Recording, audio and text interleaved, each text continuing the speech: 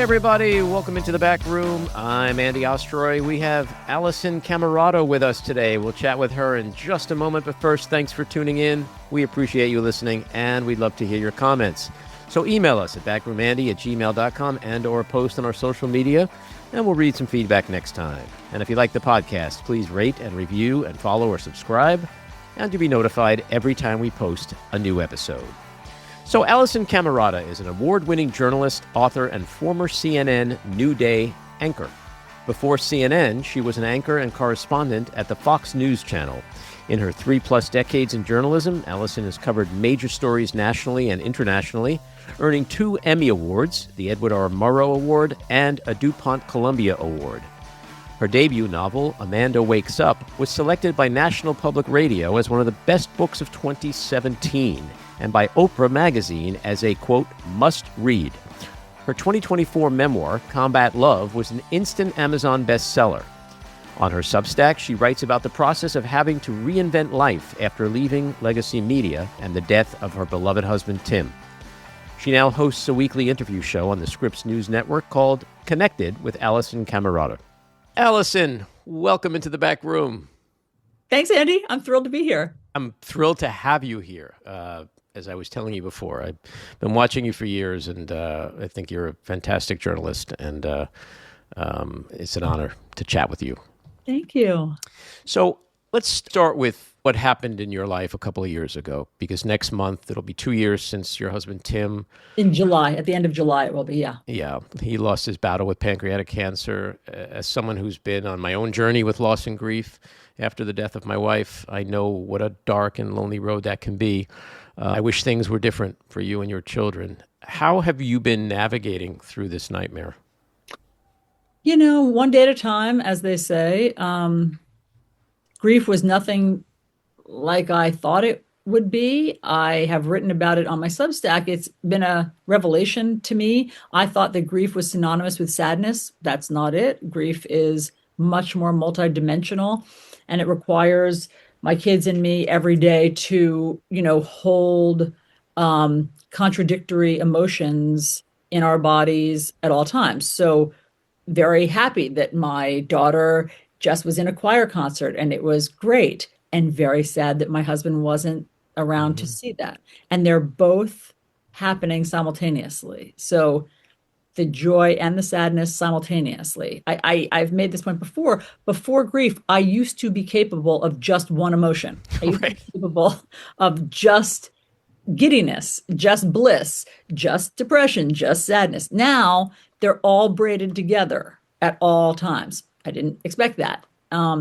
So, it's there are some dark days. I mean, there are some really dark days, and there are some days where I lose hope. And then amazingly, and I didn't know this either when I was younger, those days don't last forever. And sometimes that passes, and sometimes the next day or the next hour you feel better. And that is such a relief. And, in my teenage years, in my 20s, when I was more dramatic and could be prone to more, bouts of depression and stuff, I didn't know it would ever lift. And now I do know that not every day is bleak.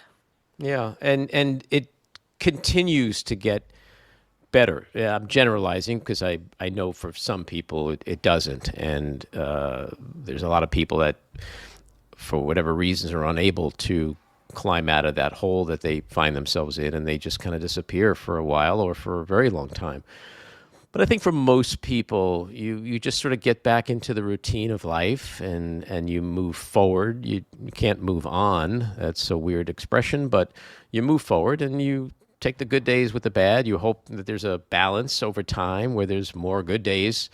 It's like I once asked a friend who had gotten married, I said, how's marriage been? And he's like, well, there are good days and bad days, and it's all about just having more good days than bad days. And I was like, okay, that's kind of profound.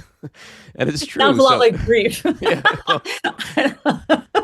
yeah, there's some overlap. But, you do get to a point where, you will one day think of that person who's gone, and your first feeling might be happiness and smiling and, I do feel that way. I do feel that way. I have that's a turning point. That's a turning point. Yeah. That's very blessed Hmm. relief. That's a turning point. And I do have many days like that where I think of my husband and I'm laughing and I'm just feeling good and I'm smiling. And that is wonderful. I mean, what a blessing that our bodies or our psyches or whatever do that for us. And so Andy, but with your loss, because it was so shocking and so sudden, I wonder if it was a different trajectory. Do you know when you turned a corner? Are you able to track that at all in terms of time? Uh, your assumption is that I've turned it. No, that's a good question. I don't really remember. I don't believe in closure, so it wasn't like that kind of thing. But it was when I felt like the rest of my life was back in control. I'm kind of I'll use the pejorative term control freak. But when that happened, I found myself out of control, and everything just got lumped in. Everything. And then as the dust started to settle, I realized, oh, there are still all the other parts of my life where I am, strong and in control, and that's what helped me to sort of reconcile what had happened and find my path. But it's funny what you said. Like my daughter Sophie graduated from college last week. She was 2 when Adrian died, and I was a puddle at her graduation. Partly because like here's my baby, she's graduating, but I said to my oldest daughter Emily, we were standing outside waiting for Sophie, and I broke down. I said, I'm so sad that she's not here to see this. I And those understand. milestones, they'll be there forever. I think when you lose a spouse and there's children involved, the children's lives go on. They graduate high school. They go to their prom. They have a boyfriend or a girlfriend, and they go to college. They graduate college. They get married, and blah blah blah. First job, kids, and so I have found, even though it's been 20 years, that I still have some truly profound grief, but it's sort of shifted more to like sharing her grief, because every time she goes through something that I know she's going through, I'm there with her. Like that's why for me closure is such a bizarre concept, but it's a balance, and over time hopefully you get to a place where there are good days and there are bad days, and there are a lot more good days than bad days. Well, That's been the reality of my journey so far. thanks for sharing that. I mean, I think that I like your framing. I hadn't thought of it that way, that when you can regain some control, it gives you some measure of solace. Yeah, because everything else was so out of control in terms of the loss of this. Yeah. That's a good way to think of it. And yeah, I mean, just hearing about the milestones, I mean, just hearing about your daughter, who I don't know, hearing about her graduating makes me emotional about that, because there's no way around it. That is extremely poignant and bittersweet and sad and joyous and all of it. Yeah, and that never ends. And so you learn to adapt, and you learn to, I think a lot of it also has to do with how you're wired. Like there's glass half full people and there's glass half empty people. Fortunately, I've always been an optimistic person. I've been an upbeat person. I've been a glass half full person. I enjoy life, and I see life as a beautiful thing. And so if you start with that, I think you're in a better position to handle the worst than if you weren't. I'm really just speaking for me, but yeah, I mean, it's death sucks, and life is not fair. It's just not fair. I mean, which is why, and I know I've seen something where you've talked, maybe it was a clip I saw somewhere where, all the cliches that people say, the platitudes or the weird things like, he's in a better place or she's in a better place or things like that. And it's like, no, like he was a happy person, enjoyed his life. Adrian was a happy person, enjoyed her life. She lived for Sophie. Like she's not in a better place. She was in a good place. Absolutely. Yeah, I mean, I literally just this morning also interviewed Danielle Crittenden, who just wrote an amazing book. You should read it What is it? about. It's called Dispatches from Grief. You know, her husband, David Frum, they lost their daughter, Miranda, when she was 32. She had a disease and just died suddenly when she was 32. And she recalls this story, like where she was checking into a hotel, like when she came to actually clean out her daughter's apartment. And the guy behind the desk was like, "Oh, ladies, welcome to New York, blah, blah, blah," and went through the whole thing. And then she finally had to say to him, "I'm not here for pleasure. My daughter just died." And he says something like, "You know, she's in a better place." And she goes, "No, she actually had a really dope apartment in Brooklyn Heights." So she was actually in a really good place. And so she used humor in that moment. And I've had moments like that. And so again, if you can go through life through the lens of levity, that helps too, because otherwise this is just a heavy thing. It's a heavy thing. Shit sandwich. Right. Totally agree. Yeah. I will read that. I remember when David Frum, I've interviewed David Frum many millions of times, and I remember when his daughter died. And so I would like to read that. I mean, I've been really specializing in reading grief memoirs and grief books, but I find them quite comforting. Oh, yeah. Which do you have one that's your favorite, or that's been most helpful? Well, I mean, I've read so many. I read all of the, Joan Didion and everything, all the classics that people suggested. A Grief Observed, C.S. Lewis. Like right when it happened, I read the kind of classic list. But lately, I've been deviating a little bit from that, and I've just read a book that I love so much, but it's not a standard grief book, but there's a lot of grief in it, which is Lena Dunham's memoir, Sick. And she has, had so many really critical health problems and so many kind of losses in her own life, as well as public humiliations and everything, that part of it does read, I just finished it today, so part of it does read like her coming through grief. And I've really enjoyed that. That's my recommendation. Yeah, there was a book that I read. I mean, I read Didion's. I thought it was great. And then I went back like years later and read it again, and it was similar, but it hit me in a totally different way. Yeah. But there was a book called I Wasn't Ready to, and I can't remember whether it was like Let Go or Be a Widow or something like that, but it was I Wasn't Ready to. And I don't really remember what it was because it was 20 years ago, but I remember when I read it, I was like, oh my God, like I had found like this thing that just was written for me. And I found it really helpful. And so I dove into all the books. And then after a while, there was a point where I was like, okay, Andy, you got to stop. I know. I mean, I've just reached that point, which is why why I moved on to like celebrity memoir, because I was like, put the grief books away. Yeah. Like I was at a point where I was going to change my email address to like grief guy, like at gmail.com. Like I was so into reading grief books. But I guess it's a good thing when you get to a point, you're like, all right, I don't need to read any of these. I'm not reading anymore. I didn't think of it in the moment that I was in a better place. I just felt like, I can't do this anymore. But I didn't feel that way a month before that or a year before that, because I needed those books, and they were very helpful. Speaking of milestones, so you do have one coming up on the 27th.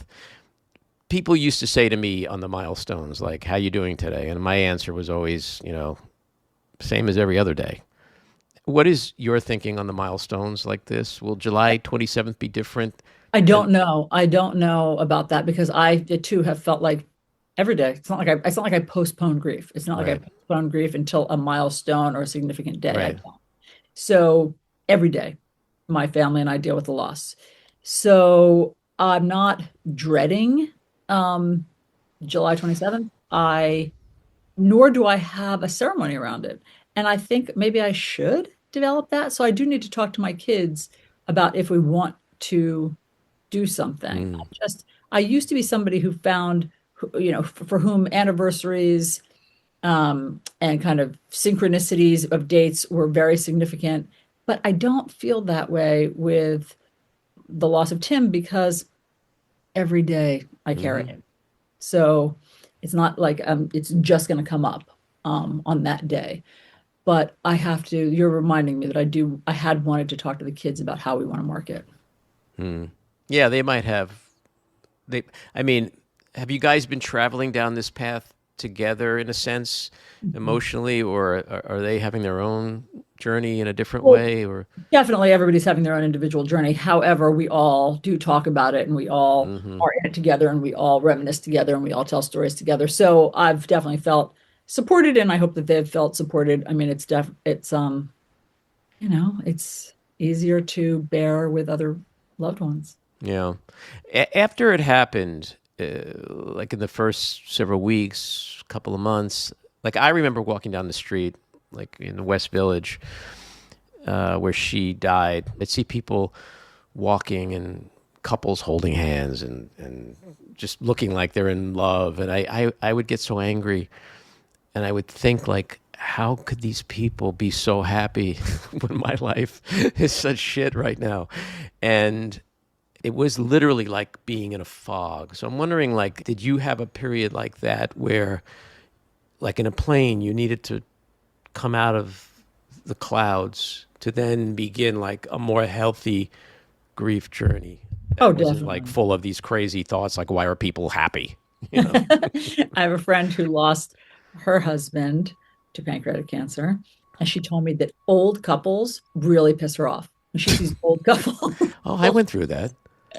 she really bums her out, That's like so old couples funny. holding Yeah. hands. I didn't feel that way, but yeah, everything was dampened. Everything in my life was dampened. It was everything had a gray wet blanket over it. I described like looking out and not being able to see a horizon, just bobbing in the middle of the sea without any land and not seeing any sort of safe shore. So I definitely felt that way for a year. I mean, as a journalist, you're trained to seek facts, answers, and clarity. What have you learned so far about grief that doesn't quite fit neatly into any explanation or narrative process that you've been used to? It's funny that you say that, Andy, because I too have thought we humans look for solutions. We go to school from the time that we're 4 or 5 years old to learn the answers to things. And yet there is this huge overarching mystery to life that we don't have the answer to. And so I don't know why I spent so many years in algebra class because that was not relevant to hmm my life as what is the afterlife or what happens with death would be. But we are not, we just have to accept that don't have that that's the mystery of life and we're not going to have the answer to that. And that's vexing, I find. And not just as a journalist. I mean, as a human on Earth, the idea that we just walk around, well, guess we'll find out, later hmm is amazing to me. So I've had to surrender to that. That's just talking about like the mystery of the afterlife and death. But in terms of grief, I mean, I've found that it's, as I said, more multidimensional and that you can carry it. You can carry hmm it. And I, didn't know that before this. hmm People who've watched you over the years, viewers know you as like a calm, composed presence on television. Did you find, or are you finding that in some ways it's difficult to reconcile that public image with the private reality of what you're going through?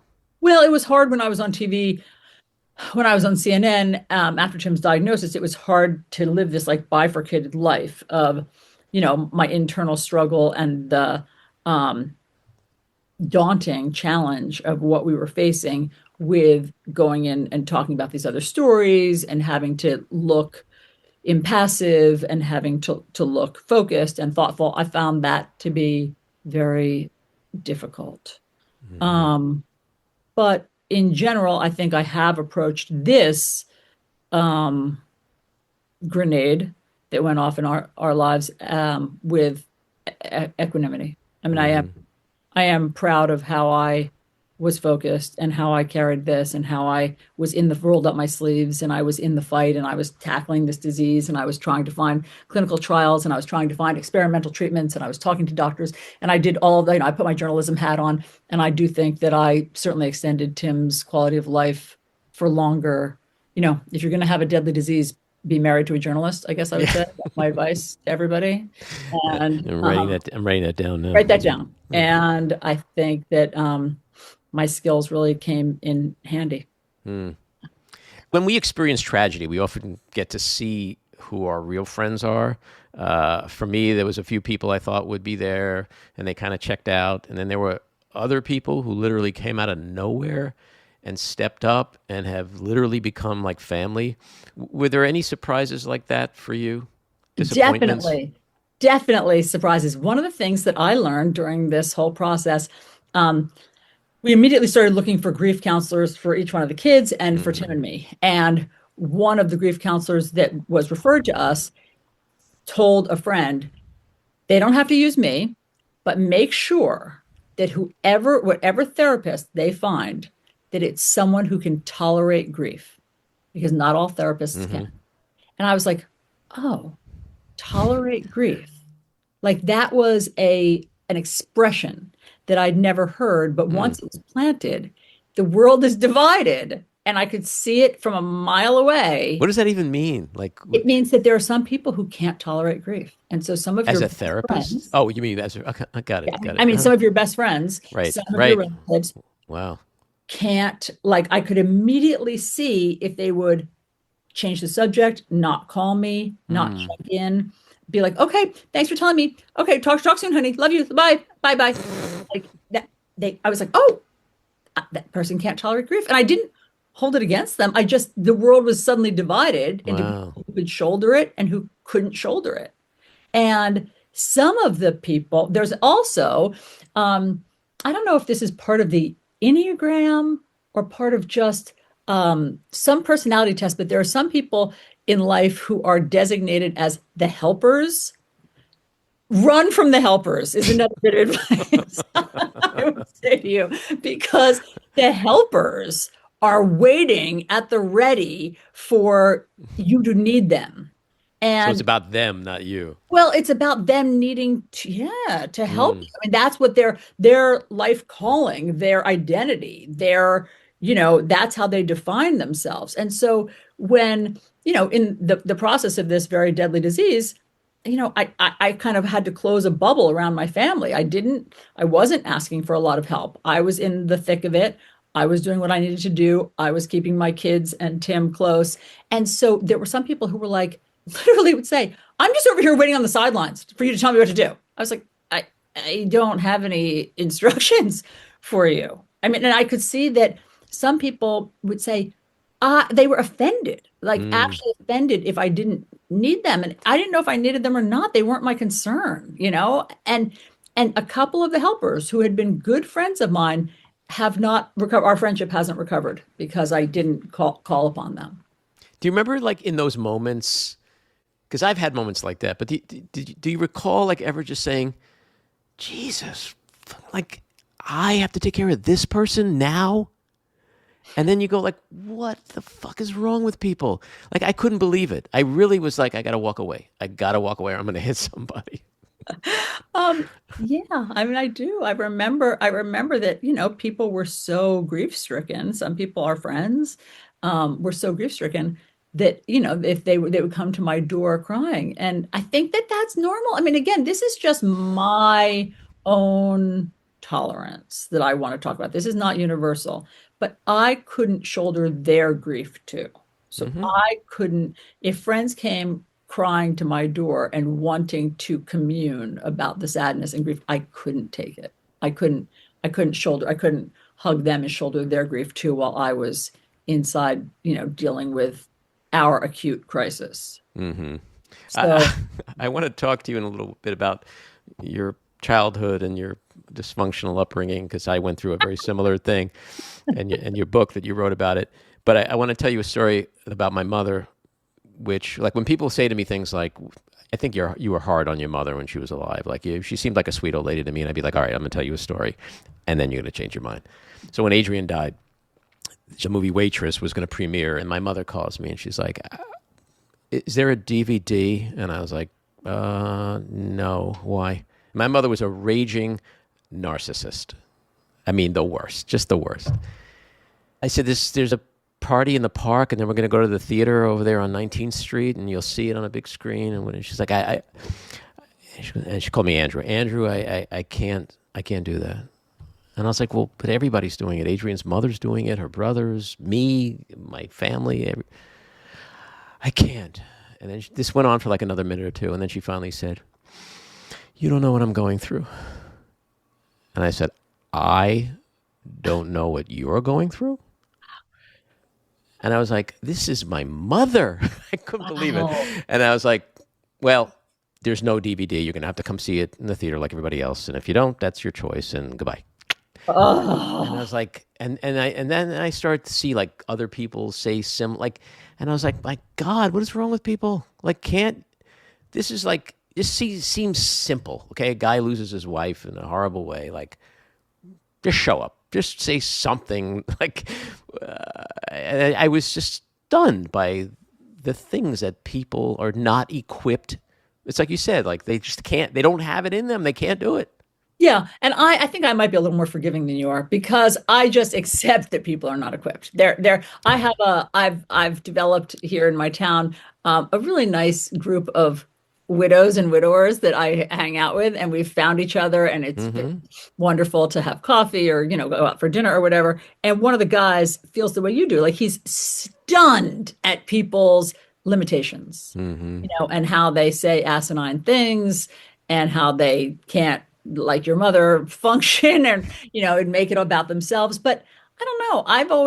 I just somehow accept that there's no playbook for this. People are not equipped. We don't talk enough about grief. It is taboo.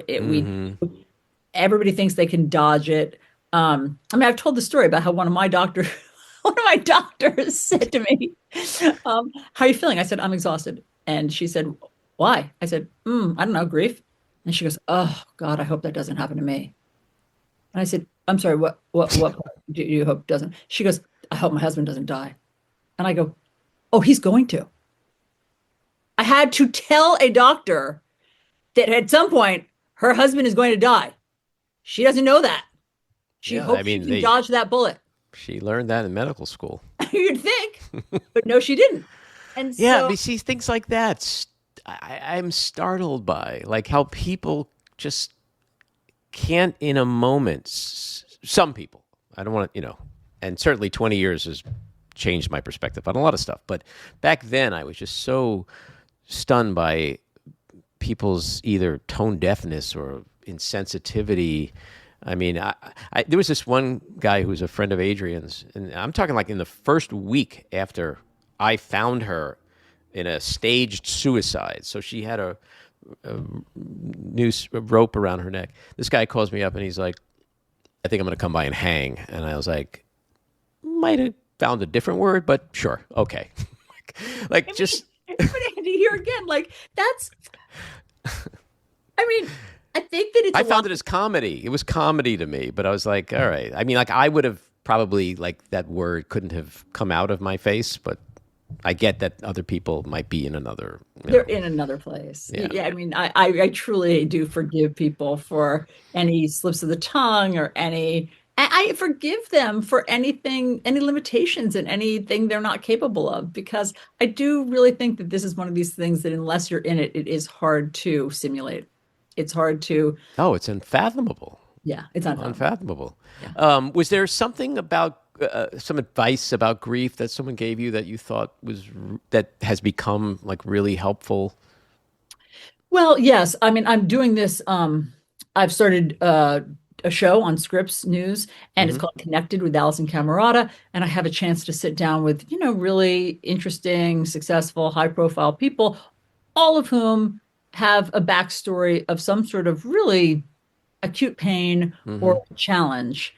And I mean, maybe at our age, everybody has that, but it's just been interesting to me to see that people who you don't necessarily know their backstory, and if you dig a little, you find that they've come through a lot. And so the people who I've found to most successfully, come through grief are people who have explained to me that it's a choice.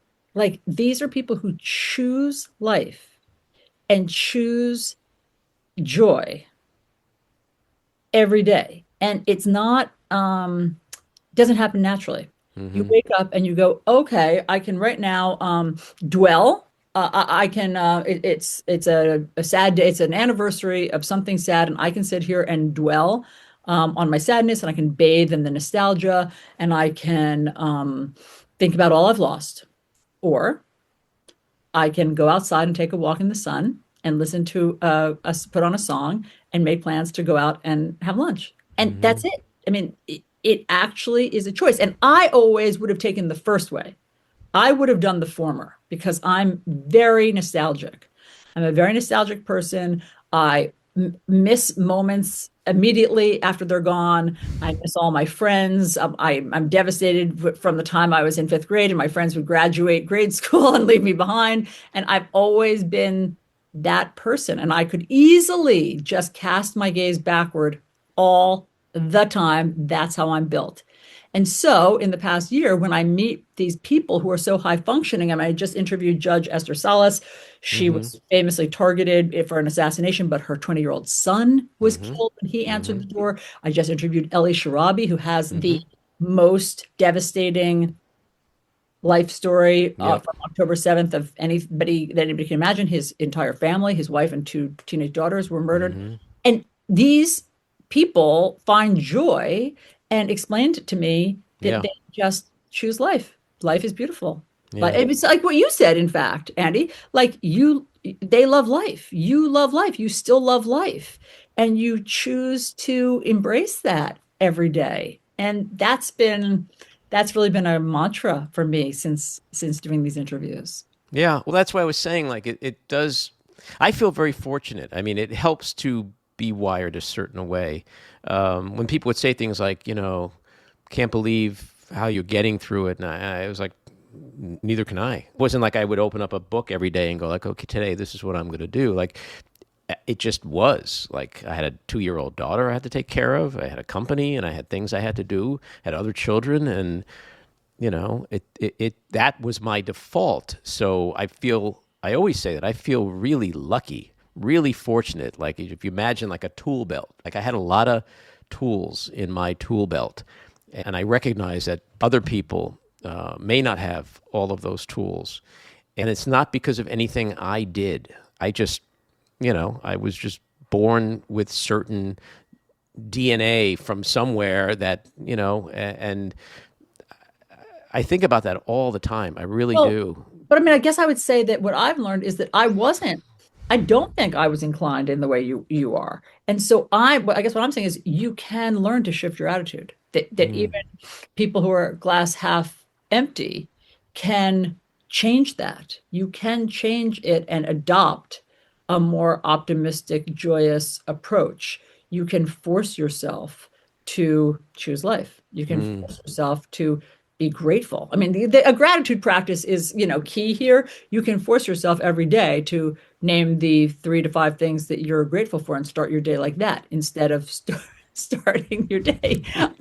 When I interviewed Ellie Sharabi, I told him that I start my day, I get out of bed and I go, this sucks, this sucks, this sucks. He goes, no, like he was so upset because like he was like, why? Like his whole I know. month. I interviewed that guy, and I couldn't believe the things he was saying, and I was like, you are a mensch, man. Like you are exactly what we all need to be because his appreciation for life after going through. I mean, he even lost his dog. Like it was horrific what he's gone through, and it's inspiring. I was so inspired when I spoke to him. But I'm going to play devil's advocate with you for a second because I think you may actually be wired a way that you. I mean, you said it before when you were going through the illness part of Tim's journey, and if you're going to go through a disease, be married to a journalist. So, like the skills that you had, the drive, the resilience, the resourcefulness, all of those things may be part of an inner battle that you've had over the years where, you wake up in the morning and like, okay, this is going to go wrong, this is going wrong. But this may be unfair for me to say as just a casual observer. But looking at you and how you've lived your life and what you've achieved in work and how you're taking care of family, like you might you might have a bigger tool belt than you think. Well, thanks, Andy. I appreciate that. I am very resourceful. I've always been a very, very resourceful and self-sufficient person for sure. I mean, in my memoir, Combat Love, I talk about, I mean, I basically, as we all, any Gen X kid remembers, we raised ourselves, we were free range, we were raised by wolves. And so I did learn early to rely on myself and my resourcefulness. And I'm very grateful for that, for sure. But I wouldn't say that when crisis strikes, when tragedy strikes me, I wouldn't say that I always am able to cling to an optimistic outlook. I'm very happy to feel sorry for myself. Yeah, well, I think that you have to do that to, it's to a certain degree. But so let's talk about that nostalgia part of you. Let's go back in time a little bit. Your 2024 memoir, Combat Love. You were a pretty rebellious punk rock badass in the 80s. No. Let me stop you. Let me stop you right there. I was a studious scaredy cat. Okay. I was a petrified, like a ball would come towards me and I'd be like, and like cover my face. I was a very scared, skittish child. And the only thing that happened was I saw a punk rock band that was made up of my friends' older brothers in my town called Shrapnel. And I was Good name, by the way.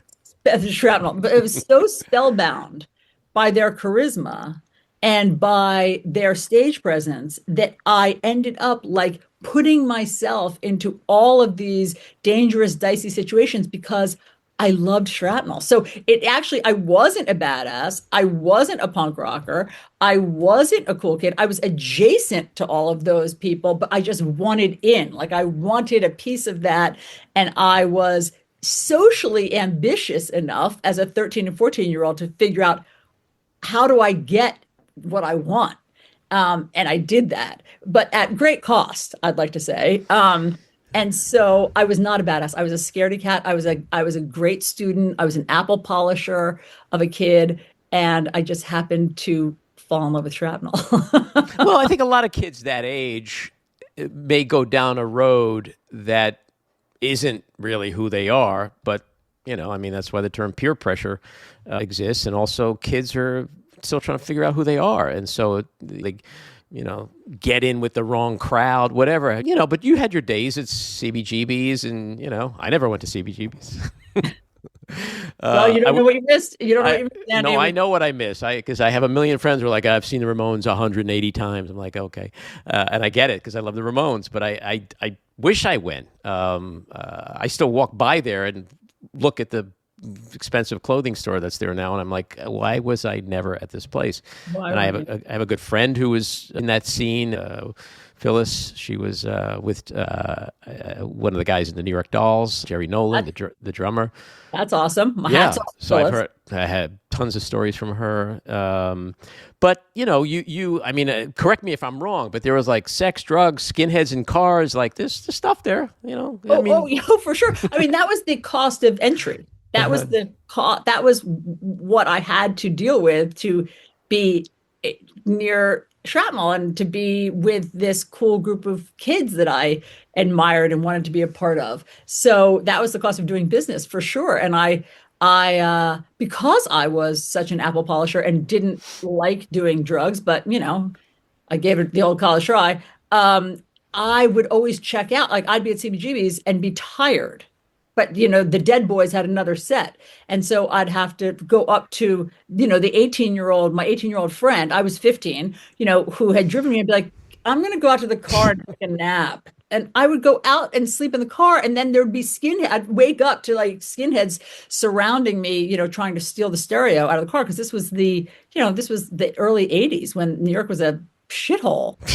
Certainly the like Lower East Side was. In that area for sure, yeah. For sure. And so again, I love the image of me as a badass, brave kid, but really I was just a desperate kid who wanted in that kept accidentally getting myself into trouble. And sometimes Shrapnel themselves had to save me and get me out. Shrapnel. All right, so I'm going to steal your word. We'll call you badass adjacent. So when your family life back in Jersey was pretty turbulent. As I said before, I come from that kind of thing, so I love hearing about other people's dysfunction. When you think back to those days, what typically comes to mind? Well, what I'm most struck by and what I was struck by in writing the book was just the power of friendship. I so relied on my friends because I was an only child. My parents got divorced. Both my parents were distracted and distant at times. My mother was getting her PhD. She was trying to figure out her path forward. She was changing her career. She was in a love affair that became intense. My father was melting down from probably from PTSD. I later learned that he was probably suffering from PTSD, but we didn't call it that at the time. So he had different personality quirks and anxiety that we couldn't quite put our finger on. And so I was, again, fiercely independent and free range. And when I think back to all of the charity and goodwill and generosity of my friends and my friends' parents, where I would just be a girl in a t-shirt at 8 in the morning, like raiding their fridge, eating like the feral animal that I was out of my friends' parents' refrigerator, like nom, nom, nom, as they would come into the kitchen, and they just had to tolerate like that I was living at their house and eating their food and using their hot water and leaving their wet towels on the floor. Like I was a real treat, And so I am so struck by the kindness of friends. I lived with my drama teacher in high school. After I left home at 16, I lived with a friend's family for a year. Then I lived with my drama teacher for a year. And all of these people didn't have to open their home to me, and they got nothing out of it. I mean, I'd like to say that I was a horrible house guest, horrible. And I'm so touched by all the people who extended kindness to this lost 16-year-old, 17-year-old girl. Are they still in your life? Any of these people? Yes, That's they're great. all still in my life, and luckily they have short memories. They claim they don't remember anything bad. That's good. I'm like, how convenient. That's wonderful because I'm glad we can still be friends. And so I have tried to repay them, and I stay in touch with them. I mean, I love them. I owe them a debt of gratitude. When you look back on those wild days, like, how did you see, or did you see your future life playing out? Like, what was the eventual turning point for you where you got on the path that brought you to the places you are today? I mean, like, did you wake up one day outside CB's and there's a skinhead next to you and you're like, you know what? I want to be a journalist. This is not for me anymore. No, Andy, it's totally the opposite of what you're saying. In fact, I was just telling my intern here about this. She said, "Did you always know you want to be a journalist?" I said, "Yes, at 15." Starting at 15, I was watching Phil Donahue one day and I was like, "What's that job called?" I saw him running around his studio with his microphone. I was like, "That's a cool job." And somebody said it was called broadcast journalist. And from that point on, at 15, that was my North Star. So all of this other stuff, going to CBGBs, being free range, staying out too late. All of that was just, I knew what my path was. I knew I had to, get good grades. I knew I had to get a scholarship to college. That was a rule in my house. My parents had gotten scholarships. I was going to have to get a scholarship. So I knew I had to still go to school, get good grades, even if I had to roll in from a concert or a bar, like in last night's clothes, I had to be at school that morning at 8 in the morning and, get good grades because I was going to college on a scholarship and I was going to be a TV reporter. And that was I was ambitious in that way. So all of that other stuff was just like, not a distraction. I was just trying to get through every night and every weekend so I could get on to my future. Sure. It's not easy being 15. It's not. It's not as being broke. Being broke. I mean, having no money, often having no place to stay. I had some housing insecurity of where I was going to live and all that stuff. And so the being a TV reporter gave me some at least false stability of I'm working towards that. Everything I'm doing, I'm still working towards that. That's my North Star, and that helped me to lasso that. Did you ever get to meet Phil Donahue? Yes, I did get to meet Phil Donahue. And you tell him like he's the reason. And he kind of like patted me on the head, like, that's wonderful to hear. Like, I think a lot of people have told Phil Donahue that he was lovely, he was gracious, but it wasn't like our meeting wasn't as life-changing for him as it was for me. That's, I would imagine, yeah. I mean, it's a totally different perspective. You're one person, but he's probably had that story in some fashion or another, told him a million times. You spent 10 years at CNN. Getting an anchor gig at CNN is a pretty big deal. And then you left. Describe the first few months after leaving legacy media and knowing that you're on this new journey to reinvent yourself. How terrifying was that? Well, it was all tied to Tim's death. So, in other words, it wasn't just a career decision. Because after Tim was diagnosed, it was harder for me to focus at work and to want to spend time away from my house at work. And CNN was kind enough to give me a ton of flexibility and latitude for taking time off and going to Tim's treatments. So just my priorities were shifting. I knew that my kids would need me. My son was, after Tim died, my son was about to start his senior year in high school. I had to be on call and on duty for my kids' grief. So it wasn't, this wasn't one of these experiences where somebody just decides to sort of, sally forth into this new media world. This was me just trying to pick up the pieces and rebuild my life. And at the same time, I guess I would say that working at cable news every day was starting to be less fulfilling. I really, really loved my 10 years at CNN, and I loved my colleagues, and I felt our mission. I felt my purpose very strongly. That was during the first Trump campaign. That was during the first Trump administration. That was during COVID. That was a lot was happening during that time. And whenever I would say to Tim, my husband, I'm exhausted, I would have to get up at 3 a.m. and I would say, I don't know if I can do this. He would say, the country needs you. Keep your foot on the gas. This is no time to talk quit about now. Pressure. Yeah. I mean, like he had a sense of the bigger picture that people did wake up every morning and wanted to know how many people are dead from COVID. They did wake up every morning and say, what's the new offense that the Trump administration is trying to pull off? They did wake up every morning. Like there is you do come to love and rely on your morning anchor. And he saw that and recognized that and just said, like, you can't give up now. You need to keep going. And I appreciated that, but there came a time where I thought, now I can go. And my family needs me more. And so at the same time, it would be very, very hard for me to be anchoring during this second Trump administration. I really felt our purpose at that time. And at that time at CNN, I was allowed to say things like, guys, this is nuts. You're like, hey, this is unprecedented. This is break glass. What's happening? I was allowed to say to the Corey Lewandowskis of the world, do you hear yourself? Do you hear the illogical thing you're saying? And I think that now that level of kind of outrage is frowned upon. And I don't just mean at CNN. I mean everywhere. I hear that being tamped down. And I don't know that I would have been great at just being purely neutral, impassive. The White House press corps in particular right now seems pretty neutered. It's kind of frustrating to watch any presser or gaggle. I still appreciate, let me say, like Caitlin Collins, and she's great.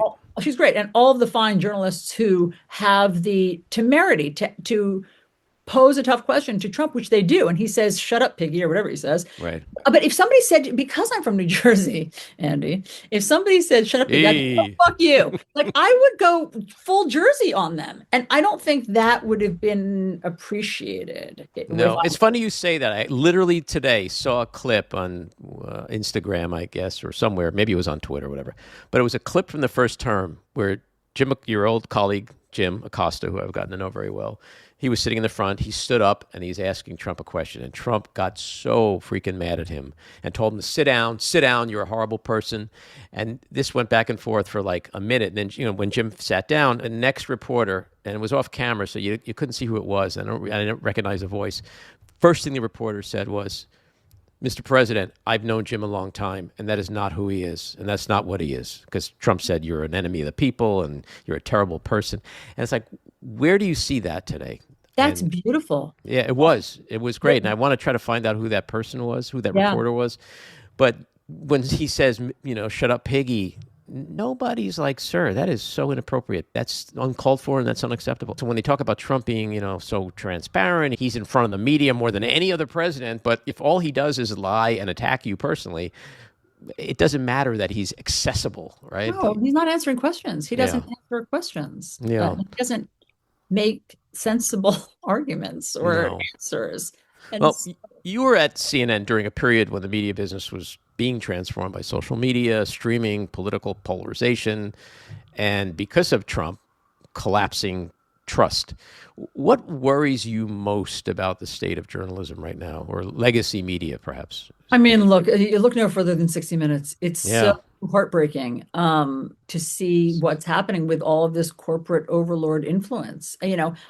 I'm so uncomfortable with all of these non-journalists. You can't just call yourself a journalist. There is actual training and there are actual rules that you have to follow for journalism. I'm not saying you have to have gone and majored in journalism as I did. However, you have to know what it is and follow the rules and have a long track record of success in journalism and having followed those rules.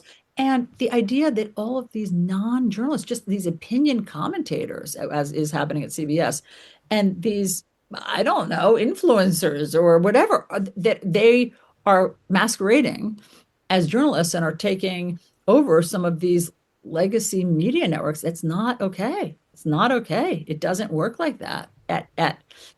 You just can't do that at 60 Minutes. Yeah. Well, this Paramount Skydance thing with just CNN, the fate of CNN could follow in the footsteps of 60 Minutes. Right. So, that's my concern, the corporatization of this, that it has no interest in real, pure journalism.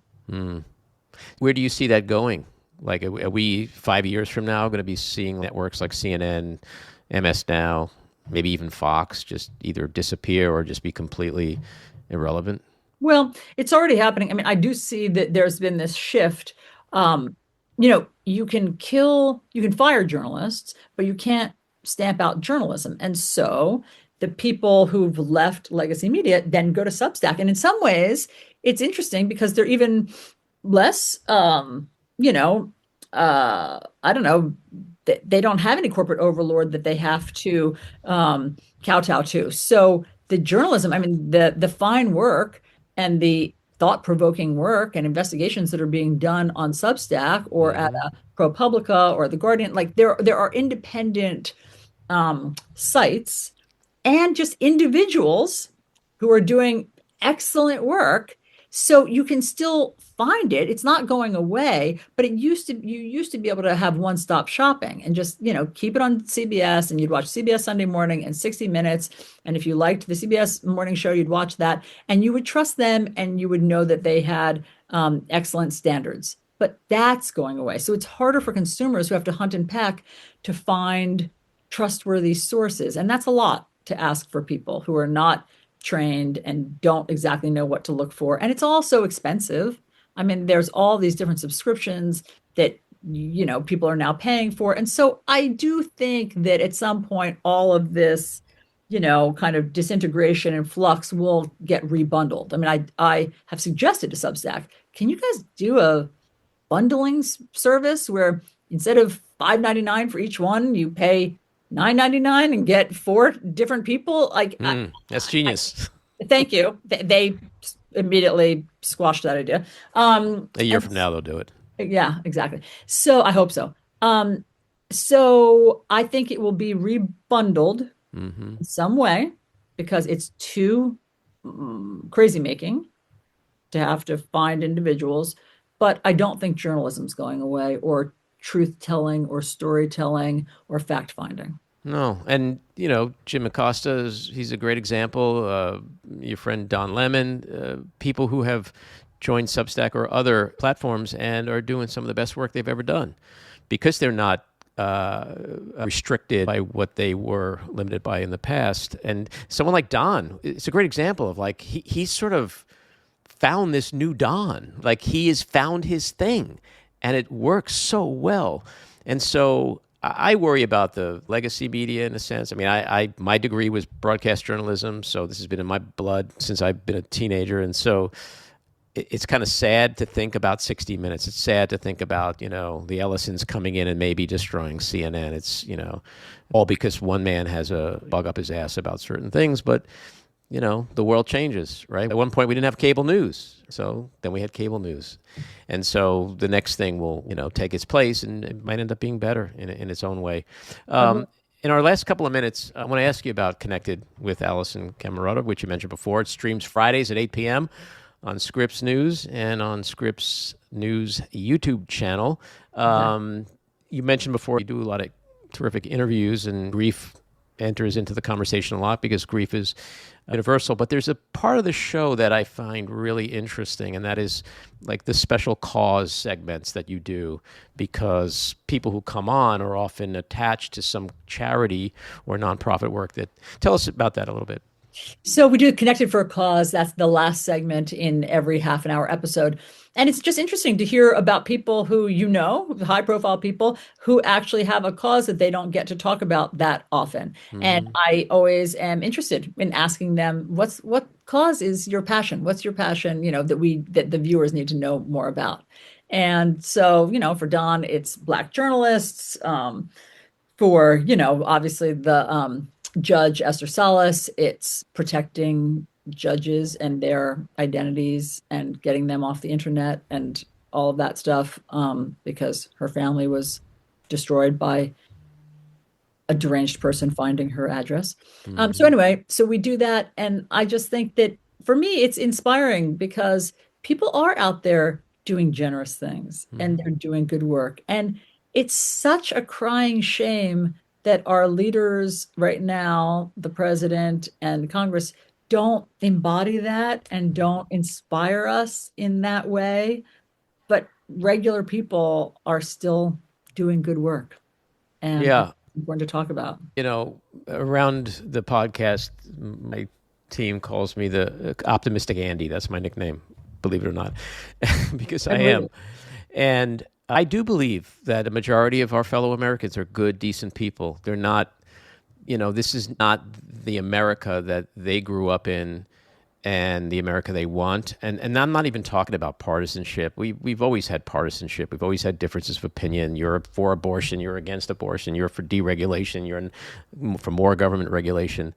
But I think deep down, we're all kind of the same in a very important way. But I do think when this phase of this chapter of our book is over, we will come back together stronger. And I've said this for years. One of Donald Trump's lasting legacies is going to be how he united people.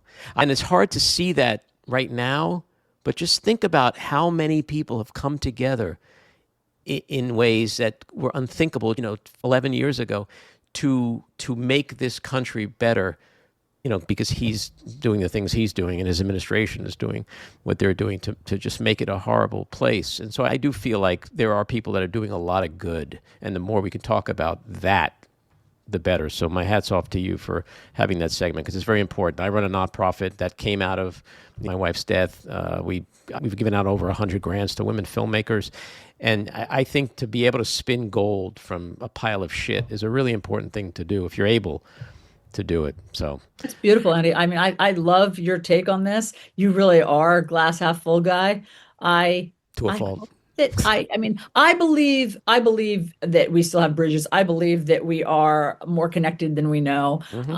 I believe in the goodness of people too, for sure. And I hope that is one of the byproducts of this toxic time. Well, I think people need to remember that as we approach this 250th anniversary, America didn't get to go 250 years because we are the most resilient, strong-willed people and democracy in the world.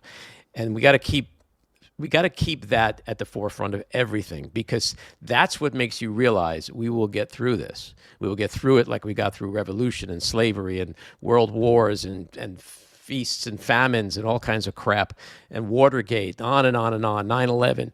We got through all of that, and we will get through this. But when you're in it, just like experiencing a death, sometimes it's hard to see the forest through the The trees. way out. I Yeah, totally agree. the way out. I lied before. I have one more quick question. A lot of people write books. You've written 2 books. A lot of people write books about their journey through grief. Is there a book about grief in your future? That's interesting. I have thought about that. I do like writing, and I do process my feelings through writing. I've always liked journaling, and during Tim's illness, I was writing just what was happening every day. So it hasn't entirely gelled yet, Andy, because I don't know what I can add to the annals of grief literature. I don't know yet. I think about this and I think about what the angle would be, what a new angle would be. And I haven't fastened upon it yet. I do feel like I have some thoughts about grief, and I certainly am happy to share them, but I just haven't figured out what would expand the conversation yet. So, I mean, what I've really enjoyed is doing podcasts like this and talking with you. I think that it's so helpful for me personally, and I hope for the listeners to be able to talk about grief openly and not have it be a taboo and not just have it be waiting until, somebody is in the thick of it. So maybe, I guess, is the answer. Let me leave you with this. I don't know if you need an angle. These books are so personal, and it's literally ends up just being about your story. What was this death, this tragedy like for Alisyn and her family, and how did she deal with it? Like, just how your way of navigating through it, and that's what makes it interesting. I mean, as a reader of these books, that's what I find interesting. You're a storyteller. You talk to people about their stories, and so it's really just about sharing your journey. I know. I mean, sometimes I hate that word journey; it's so overused, but that's really all it is. And then somebody maybe sits back and reads it and is like, "Wow!" and they take something away from that, and that's the byproduct. But it's really just sharing a story. So, well, thanks, Andy. That's my vote. My vote is for you to write a book. Okay, then I'll do it. All righty. Take care. This was a great conversation. I really Thanks, appreciate Andy. your I really generosity. appreciate being on. Great to talk to you. All righty. Take care. This episode was produced and edited by me, Andy Ostroy. It was co-produced by Matty Rosenberg and Jen Hammoud for Radio Free Rhiniecliff, with additional editing by Matty Rosenberg, music by Andrew Hollander, and graphic design by Cricket Lengyel. And with a special thanks to our sponsor, The Epicurean. Again, thanks for listening. Please rate and review wherever you get your podcasts, and subscribe to the Backroom with Andy Ostroy YouTube channel, where you can watch full videos of our interviews. See you next time.